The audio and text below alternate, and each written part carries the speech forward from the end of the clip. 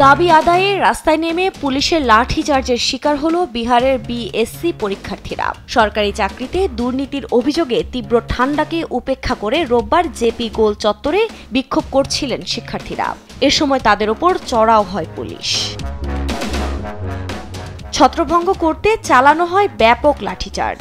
সামাজিক যোগাযোগ মাধ্যমে এরই মধ্যে ঘুরপাক খাচ্ছে নানা ফুটেজ। দেখা যায় আইন শৃঙ্খলা রক্ষা বাহিনীর এই আক্রমণ থেকে বাদ পড়েনি নারী শিক্ষার্থীরাও। এমনকি ছত্রভঙ্গ করতে চালানো হয় জল কামানো। মোতায়েন করা হয়েছে বিপুল সংখ্যক পুলিশ।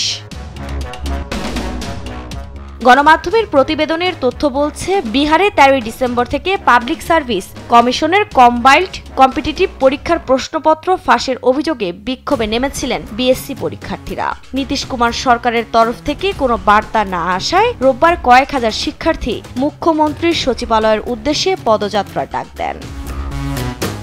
তবে পথে পুলিশের বাধার মুখে পড়েন তারা। ব্যারিকেড ভেঙে সামনে এগিয়ে যেতেই আইন শৃঙ্খলা রক্ষা বাহিনীর সঙ্গে ব্যাপক সংঘর্ষ শুরু হয়। এই অভিযোগ অস্বীকার করেছে পুলিশ।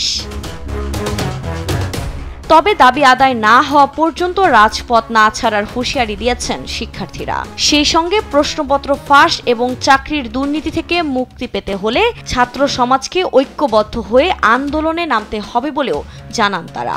বিপিএসসির ৭০তম সিসিই প্রিলিমিনারি পরীক্ষায় প্রশ্নপত্র ফাঁসের অভিযোগ তুলে লাগাতার বিক্ষোভ করছেন চাকরি প্রার্থীরা। তবে এ বিষয়ে এখনো কোনো মন্তব্য করেননি নীতিশ সরকার।